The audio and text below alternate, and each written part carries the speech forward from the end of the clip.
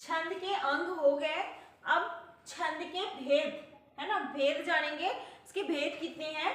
तो छंद के भेद हैं 4 भेद। पहला मात्रिक छंद। भेद प्रकार, छंद के प्रकार, ठीक है, इसको प्रकार लिख देते हैं, प्रकार से ज्यादा समझ में आएगा, भेद कहने से कंफ्यूज हो जाओगे आप लोग। तो छंद के प्रकार, फर्स्ट है मात्रिक छंद, सेकंड है वर्णिक छंद, थर्ड है वर्णिक वृत्त और फोर्थ है मुक्त छंद। ओके, तो मात्रिक छंद क्या होता है वो देखते हैं। मात्रिक छंद किसको कहते हैं? जिनमें मात्राओं की संख्या और उनके नियमों का ध्यान रखा जाता है ना, जिनमें मात्राओं की संख्या और उनके नियमों का ध्यान रखा जाता है, उन्हें मात्रिक छंद कहते हैं। ठीक है, जैसे सवैया मात्रिक छंद, ठीक है, जैसे सवैया। उसके बाद है वर्णिक छंद। मात्रिक छंद में क्या है? मात्राओं की संख्या के नियमों का ध्यान रखा जाता है, मात्राओं की संख्या का ध्यान रखा जाता है, वो मात्रिक छंद है।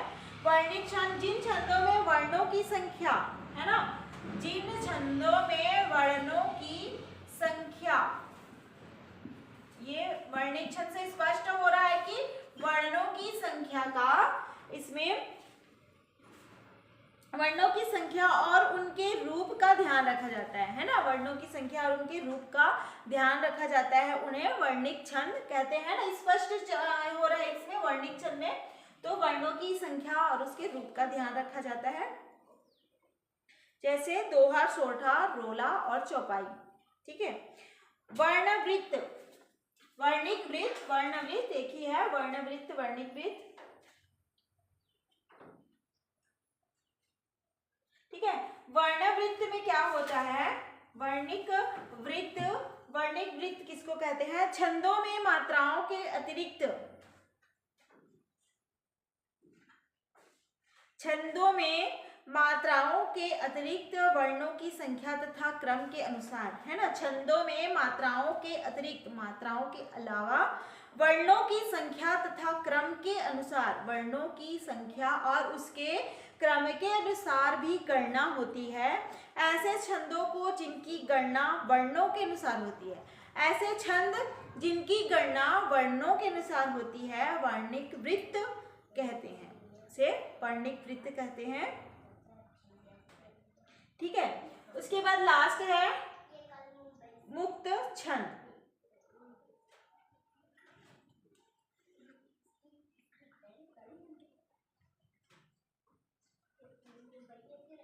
मुक्त छंद किसको कहते हैं? चरणों की अनियमित, असमान स्वच्छंद गति, है ना, चरण पर इसमें पढ़े है ना, उसके अंग में चरण, तो चरणों की अनियमित, असमान स्वच्छंद गति और भावानुकूल यति विधान, यति गति भी पढ़े हैं, तो यति विधान की मुक्त छंद की विशेषता है ना, मुक्त छंद की विशेषता है।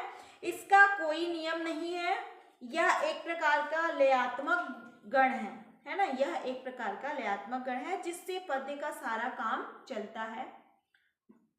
मुक्त छंद, जिससे पद्य का सारा काम चलता है। ठीक है, ये मुक्त छंद का परिभाषा हो गया। तो छंद का काव्य में महत्व, है ना, छंदों का काव्य में महत्व क्या है वो जानते हैं। छंद का महत्व, इसमें छंद का महत्व क्या दिया है? छंद सौंदर्य भावना जगाता है ना, छंद का महत्व, है ना, हमारे उसमें पद्य में छंद का क्या महत्व है? तो छंद सौंदर्य भावना जगाता है तथा वह अपनी लयात्मकता के कारण आह्लादकारी होता है। गद्य में निरसता, है ना, गद्य में निरसता या शुष्कता, निरसता कहना चाहिए, है ना, गद्य में निरसता या शुष्कता होती है। छंदोबद्ध रचना का हृदय पर सीधा प्रभाव पड़ता है। छंदोबद्ध रचना में स्थायित्व अधिक होता है। छंदोबद्ध मतलब छंद से बंधा हुआ, रचना में स्थायित्व अधिक होता है। हिंदी का छंद शास्त्र समृद्ध है। ठीक है, हिंदी का छंद शास्त्र है वो समृद्ध है। और इसमें छंद मुक्त रचना सरस होती है। छंद युक्त रचना हृदय की सौंदर्य भावना को जागृत करती हुई है, फर्स्ट वाला जो है। ठीक है, तो छंद यहाँ पे कंप्लीट हुआ। Okay, thank you.